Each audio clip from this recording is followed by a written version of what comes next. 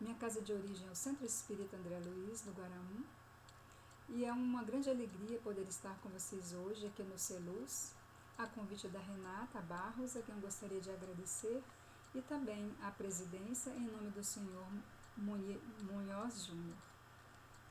Antes de iniciar o nosso trabalho, gostaria de fazer uma pequena prece de abertura.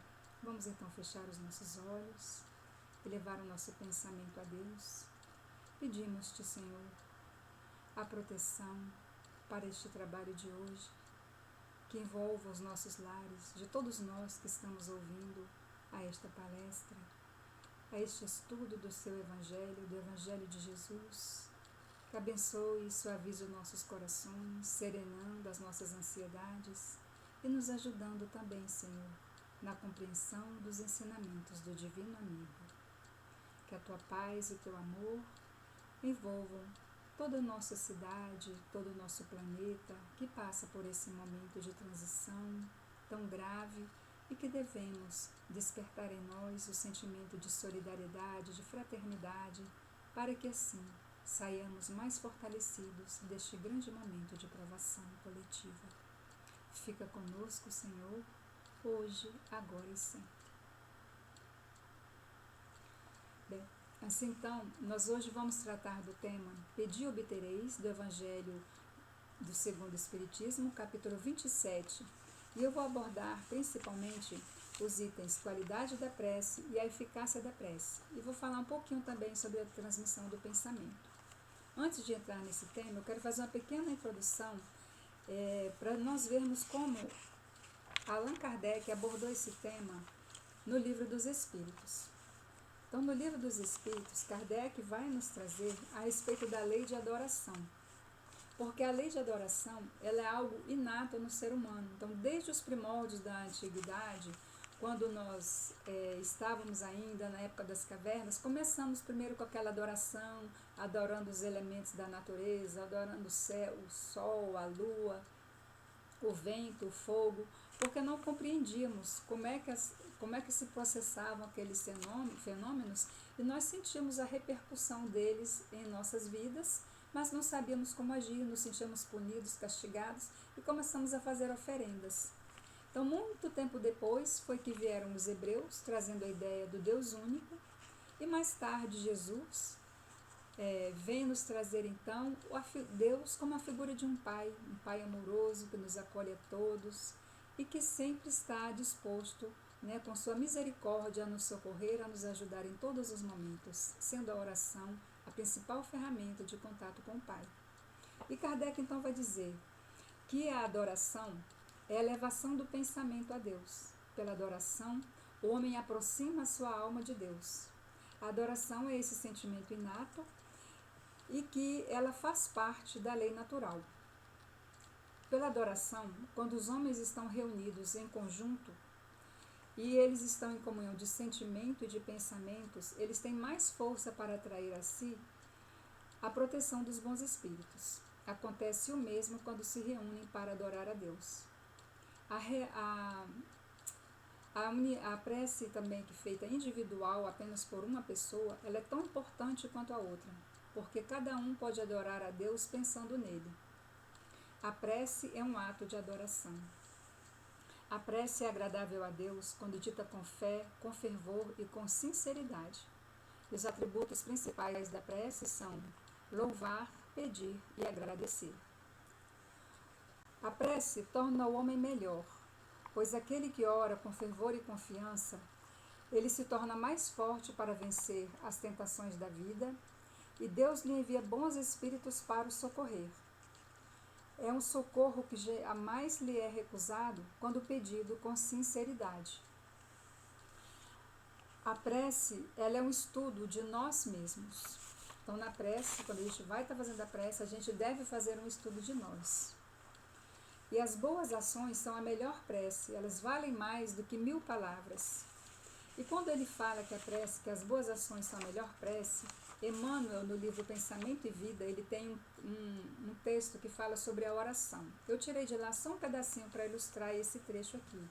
Então ele vai dizer que o professor, o médico, o administrador, o engenheiro, que cada um deles, engolfados ali naquele trabalho, fazendo aquilo com ardor, com sinceridade, eles estão usando o processo da oração, refletindo na própria mente os propósitos de educação, de ciência, de legislação e do progresso que fluem do plano invisível à afeição de imagens abstratas, antes de se revelarem substancialmente ao mundo. Então, quando nós estamos na nossa profissão, na nossa atividade diária, fazendo aquilo realmente com empenho, com sentimento, com prazer mesmo de realizar, isso também é uma oração. E ele vai prosseguindo, então, ali dentro da lei de adoração, dizendo que nas preces pelos outros, os bons espíritos se unem a nós no bem que desejamos fazer. E que as preces que nós fazemos por nós mesmos, elas não podem mudar o curso das nossas provas, sobretudo daquelas pelas quais nós teremos que realmente passar. Mas Deus, na sua infinita misericórdia, Ele nos dará força para suportá-las e superá-las, e suportá-las, e isso fará com que elas pareçam mais leves para nós. Muitas vezes também o Pai nos envia de maneira muito natural a solução para os nossos problemas, que faz que a gente considere até, que sorte eu tive de resolver tal situação. Mas não, a gente esqueceu que tinha orado e deixou passar. E aquela nos chegou de forma tão simples que a gente, poxa vida, que sorte eu tive, resolvi aquele problema. Né? Então, esse fluxo divino, bem sentido, bem compreendido, ele fortalece a nossa fé, robustece a nossa alma e passamos a agir com mais humildade, com mais amor, com mais resignação naquilo que não podemos mudar. E muitas vezes ainda eles nos sugerem meios de encontrarmos por nós mesmos a solução para os nossos problemas. E prosseguindo nesse estudo que ele faz, ele vai dizer também que é útil orar pelos mortos. Com isso, podemos proporcionar-lhes o alívio pelo interesse que é demonstrado por eles. Esse interesse faz com que eles se sintam mais felizes e consolados com as almas caridosas que compadecem de suas dores. A prece provoca-lhes o arrependimento e o desejo de se melhorarem e os torna mais felizes. O desejo de melhorar-se, estimulado pela prece, traz para junto deles espíritos melhores que os vêm consolar e dar-lhes bons conselhos. E lembramos então que Jesus orava pelas ovelhas desgarradas. Nós devemos também orar por aqueles que necessitam. Então, essa é a abordagem geral que Kardec faz dentro de O Livro dos Espíritos, das questões 649 a 673. Eu falei aqui sinteticamente, omiti as perguntas, fiz apenas um resumo das respostas. E, em qualidade da prece, Kardec então vai abordar no capítulo 27 do Evangelho. Eu vou ler na íntegra, ele vai estar trazendo então para a nossa reflexão, ele traz uma mensagem de Mateus no capítulo 6, versículos de 5 a 8, eu vou ler neste momento.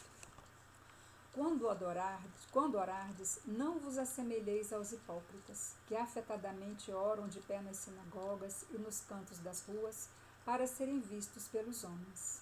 Digo-vos em verdade, que eles já receberam a sua recompensa. Quando quiserdes orar, entrai para o vosso quarto interno, e aí, fechada a porta, orai a vosso Pai em secreto, e vosso Pai, que vê o que se passa em secreto, vos dará a recompensa. Não cuideis de orar muito nas vossas preces, como fazem os pagãos, os quais imaginam que é pela multiplicidade das palavras que serão atendidos. Não vos torneis semelhantes a eles, porque vosso Pai sabe do que é que tendes necessidade antes que lhe o peçais. Mateus capítulo 6, versículos de 5 a 8. Então, Kardec é muito interessante que ele tenha usado este versículo, porque quando Jesus traz essa informação, essa orientação ali dentro do Sermão do Monte para os apóstolos e para a multidão que estavam ali em torno dele, ele faz esse versículo, ele vem antecede a Jesus proferir o Pai Nosso. Ele traz aqui dentro desse conteúdo alguns pontos de como a gente então fazer nossa prece, como é que tem a qualidade da prece. Ele aqui já nos ensinou. Então eu vou pegar esses trechos que eu selecionei aqui. Não vos assemelheis aos hipócritas. Isso é o que a gente não deve fazer na nossa prece. A gente não pode esconder de nós mesmos os nossos sentimentos, as nossas emoções quando a gente está orando. Nós temos que orar com sinceridade para a gente não ser como os hipócritas, que escondiam de si mesmos o que estava acontecendo. E então é o que não fazer, é a primeira lição. A segunda é: orai, entrai para o vosso quarto. E aí a gente vai se perguntar: que quarto é esse? É um quarto físico onde a gente vai entrar para fazer a prece? Então aqui a gente vai levar em consideração que o local físico ele tem pouca importância, pouca relevância ao fazermos a nossa prece. Porque quando ele diz entrarem no seu quarto secreto, é fazer essa oração dentro do nosso coração, verificar quais são os nossos sentimentos, quais são as dificuldades que eu estou passando agora, se eu estou com raiva, se eu fiquei magoado com alguma situação, o que está acontecendo dentro de mim e racionalmente, eu procurar ver qual é esse sentimento e, movido por esse sentimento, fazer a minha prece. Isso pode ser em qualquer local, no ambiente de trabalho, em casa, no trânsito. E é interessante porque hoje de manhã, quando conversava com uma amiga, fazendo um estudo que nós estávamos fazendo sobre o capítulo 28, Coletânea de Preces Espíritas, ela trouxe um exemplo disso muito bom e eu vou compartilhar com vocês. Ela disse o seguinte: eu estava esse fim de semana na casa do meu sogro, e meu sogro, ele gosta de falar demais, ele gesticula, ele fala muito alto, ele fala palavrão, ele grita, e ele veio falar comigo, eu não estava num momento bom para escutar. E ele veio, chegou perto de mim, começou a falar, e eu não queria ouvir aquilo. E o que eu fiz? Eu comecei a orar, eu nem ouvia mais o que ele estava dizendo, eu comecei a orar, fui envolvendo ele na minha prece, e ele foi como que se transfigurando na minha frente. Ele foi mudando, ele foi se acalmando, e daí a pouco ele estava tranquilo, conversando calmamente, falando de coisas agradáveis. Então, esse é o poder da prece, que a gente precisa usar, sobretudo nesses momentos, onde a gente é checado. Nela, como se diz, naquele momento ali ela foi checada, mas como ela vem estudando sempre a doutrina, a gente está participando desses estudos, a gente vem estudando o Evangelho toda semana, então ela estava mais preparada para não recriminá-lo, mas ela orou e o envolveu e viu na frente dela se materializando a transformação em resposta à prece que ela fez sentida naquele momento.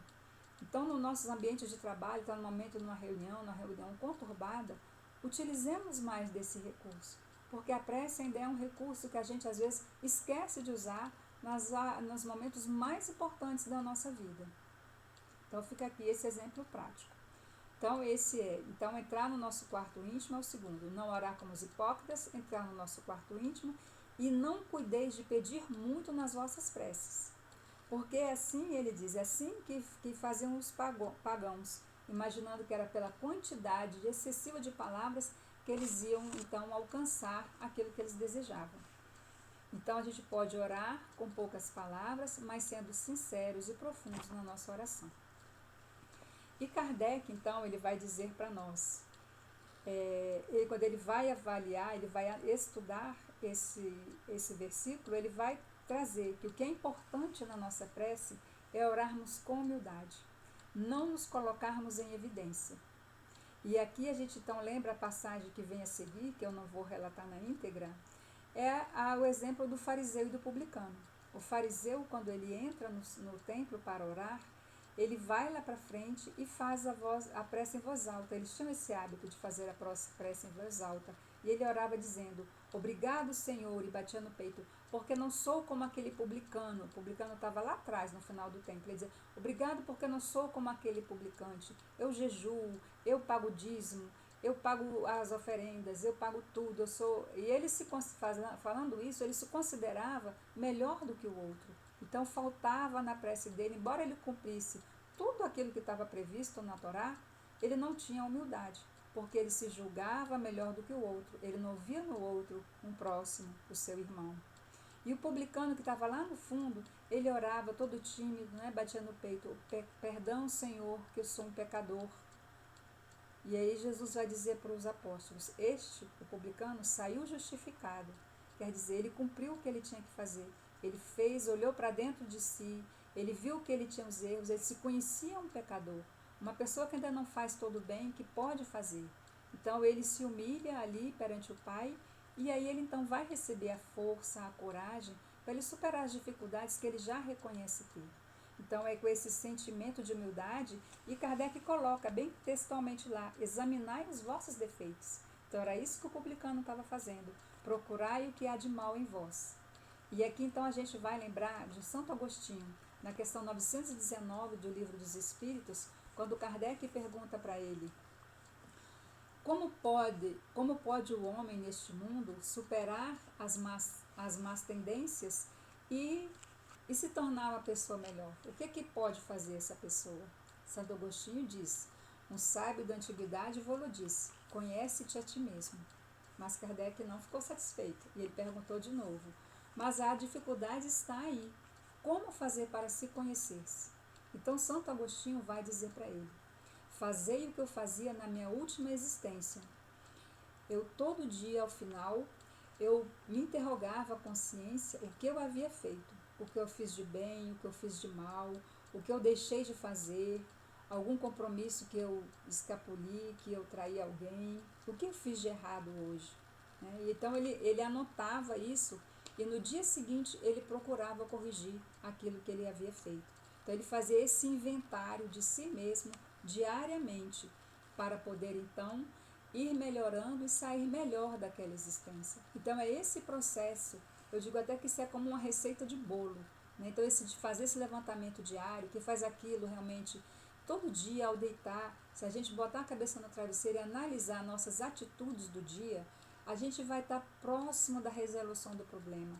Em vez de a gente ficar adiando, né, como a gente diz, procrastinando, que é o que é adiar a solução de uma dificuldade, a gente vai no dia seguinte, está tão próximo, e vai pedir perdão àquela pessoa que a gente magoou, vai corrigir uma palavra que a gente colocou com a intenção mais grave do que devia naquele momento, e isso vai nos ajudar a ir nos tornando pessoas melhores a cada dia. E daqui então a gente já passa para entrar agora na eficácia da prece, onde o Kardec então ele trouxe outro versículo, que é de Marcos agora, no capítulo 11, o versículo 24, e diz assim, seja o que for que peçais na prece, crede e obtereis, e vos será concedido o que pedirdes. E isso é muito reconfortante. E eu vou aqui então pegar o auxílio da mentora Joana de Ângeles, que comenta esse pedir e obtereis no livro Jesus e o Evangelho à luz da psicologia profunda. Então lá quando ela comenta esse capítulo 27, ela pega justamente essa passagem do pedir e obtereis para comentar. E a mentora, ela diz assim, eu peguei apenas alguns trechos, né, selecionei. Ela diz, Jesus, o homem por excelência, porque ele considerando, né, que nem sempre as criaturas soubessem como manter a vinculação com as fontes da vida, sugeriu a oração, que se constitui numa ponte vibratória de fácil construção por todo aquele que deseje realmente a vitória sobre os sofrimentos e anelam pelo bem pleno. Então eu vou repetir esse trecho. Né? Ela diz assim, que a oração é uma ponte vibratória de fácil construção. Por que é uma ponte de fácil construção? Porque ela só depende de nós. Depende da gente mergulhar no nosso íntimo e verificar nossas emoções para fazer essa conexão com o Pai. E ela prossegue. A oração é a emanação do pensamento bem direcionado, que se expande até sincronizar com as ondas equivalentes, assim estabelecendo o intercâmbio entre a criatura e o Criador. Sustentando-se na oração, melhor direcionamento encontra para os passos, mais segurança adquire para vencer os obstáculos, mais resistência consegue para superar-se, equipando-se de alegria e de vigor para não desanimar. Então esse é o poder da oração, quando feita com essa sinceridade. E ela continua. Desculpem. E ela continua. Esse fenômeno é eminentemente emocional, estruturado em novos sentimentos de aceitação dos limites e aspiração do infinito. Então veja só, pela prece, ela é um fenômeno emocional, ela é estruturada em novos sentimentos, então a gente se conecta às nossas emoções, munidos de um sentimento de aceitação dos nossos limites, mas aspirando ao infinito, aspirando a algo melhor adiante. E Jesus o sabia e estimulava todos os homens a se esforçarem por conseguir o reino dos céus dentro de si mesmos. Então vejam que beleza que é a oração. O próprio Jesus, ele buscava a oração como recurso eficaz para vincular-se ao Pai. Então, quantas vezes nas passagens evangélicas a gente lê a expressão, e Jesus recolheu-se para orar. Jesus levantou antes dos discípulos para ir orar. Então, ele sempre fazia essa conexão com o Pai. Ele, que já era um espírito perfeito, sempre buscava o Pai para estar com ele em conexão. Por que nós, que somos imperfeitos, também não fazemos isso com mais assiduidade? E eu vou desenvolver um pouquinho aqui essa questão da transmissão do pensamento. Então, Kardec ele vai colocar no item 10 do Evangelho, ele vai colocar assim. Então, para a gente entender como é que funciona essa prece, ele diz assim: nós precisamos imaginar todos os seres, encarnados e desencarnados, mergulhados no fluido cósmico universal, que ele preenche todo o espaço, como a atmosfera preenche aqui, né, o lugar terreno, preenche o nosso mundo, preenche a atmosfera. Então, ele recebe esse impulso da vontade, que é essencial para nós conseguirmos tudo. Emmanuel vai dizer em Pensamento e Vida que a nossa mente ela é dividida em gabinetes. Gabinete do desejo, da vontade, da memória, e que, acima deles, preside o gabinete da vontade. A vontade ela dirige todos os outros gabinetes que tem dentro da nossa mente. E ela é a força que impulsiona tudo aquilo que a gente faz. Ele diz assim, ela é aquela impulsão máxima para nós atingirmos os nossos objetivos. Sem a vontade, a gente se enfraquece e não consegue atingir os objetivos. Então ele diz assim, esse fluido recebe o impulso da vontade, é o veículo do pensamento, como o ar é o veículo do som, com a diferença de que as vibrações do ar são circunscritas ao passo que o fluido universal ele se estende ao infinito. Então, esse assim, em síntese, né, como funciona esse mecanismo da prece. Ela vai ao infinito porque ela está dentro desse fluido universal que permeia tudo, assim como a atmosfera. Então, entre encarnados e encarnados, entre desencarnados e encarnados, e de desencarnado para desencarnado também. Então, tudo se transmite assim. E Kardec vai dizer também que há pessoas que contestam a eficácia da prece, né? E baseando-se no princípio de que Deus, conhecendo tudo, então as nossas preces seriam supérfluas, não teriam êxito. E ele diz que, sem dúvida, nem tudo pode ser derrogado, como a gente viu lá no início, que nós, com as provas pelas quais a gente tem que passar, a gente vai passar, não adianta a prece, mas a gente vai ganhar força para superá-las. E ele diz assim, então, apesar das leis naturais e imutáveis, não podem ser abrogadas ao capricho de cada um. Mas daí a crer-se que todas as circunstâncias da vida estão submetidas à fatalidade, vai grande distância. Se assim fosse, nada mais seria um homem do que instrumento passivo, sem livre-arbítrio e sem iniciativa. E não é assim.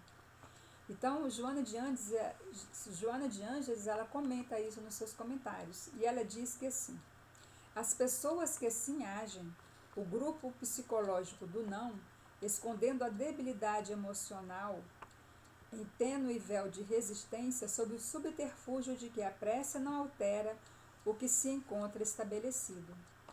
Então ela diz que essas pessoas que contestam a eficácia da prece, elas têm uma dificuldade emocional de fazer o contato consigo mesmas, de entrar em conexão com o eu íntimo profundo, de aceitar que tem limites, que tem dificuldades. Então elas não se aproximam disso e preferem dizer, não, eu nasci assim, eu cresci assim, vou ser sempre assim.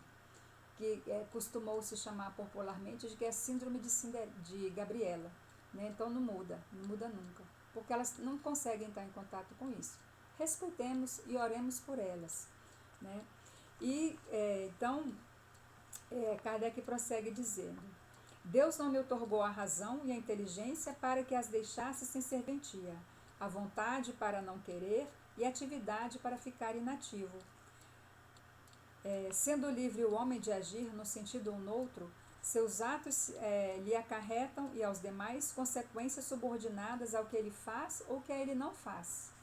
E aqui a gente lembra aquela outra passagem do Evangelho que diz assim pra gente: para não fazer o mal, basta muitas vezes a inércia, mas para fazer o bem é preciso sempre a ação da vontade.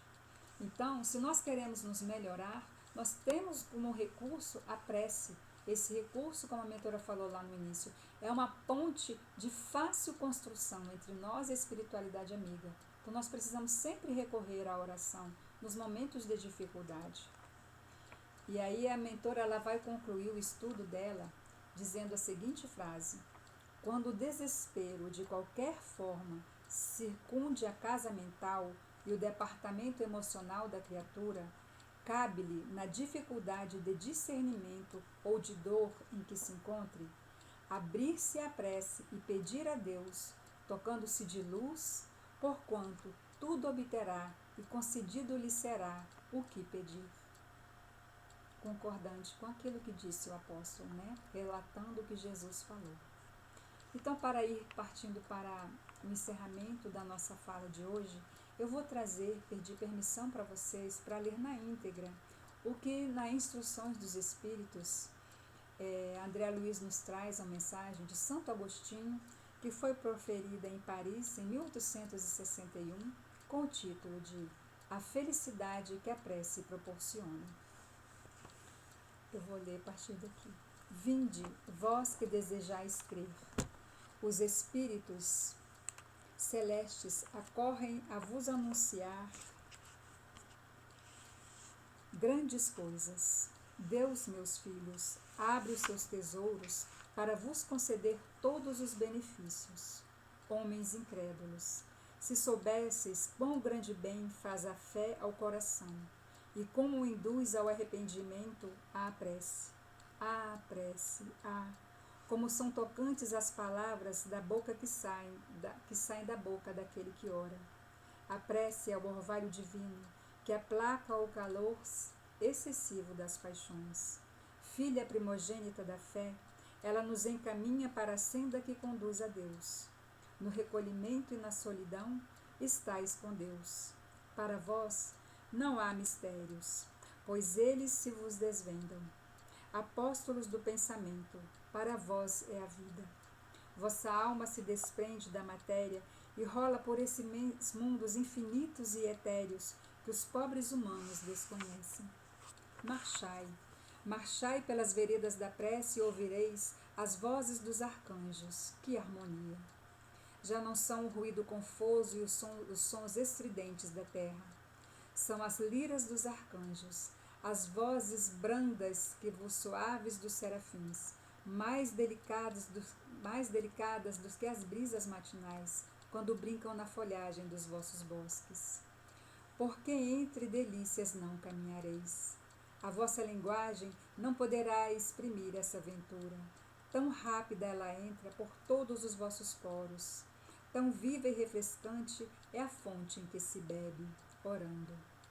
Doces vozes e inebriantes perfumes, que a alma ouve e aspira, quando se lança a essas esferas desconhecidas e habitadas pela prece. Livres dos desejos carnais, todas as aspirações são divinas. Também vós, orai como Cristo, levando a sua cruz ao Gólgota, ao Calvário. Carregai a vossa cruz e sentireis as doces emoções que passavam em sua alma, embora sob o peso do madeiro infamante. Ele ia morrer, mas para viver a vida celestial na morada de seu Pai. Santo Agostinho. Assim, meus irmãos, eu agradeço a oportunidade deste trabalho e vamos então elevar mais uma vez o nosso pensamento a Deus em agradecimento. Pai nosso que estais nos céus, santificado seja o vosso nome. Obrigado, Senhor, por esta oportunidade. Que seja feita, Senhor, a tua vontade, assim na terra como nos céus. O pão nosso de cada dia nos dai hoje. Perdoai as nossas ofensas, assim como nós perdoamos a quem nos tem ofendido. E não nos deixeis, Senhor, cairmos em tentação, mas livrai-nos de todo mal, pois somente teu é o reino, o poder e a glória para sempre. Muito obrigado, irmãos, que a paz do Senhor esteja convosco. Que assim seja, graças a Deus. Boa noite.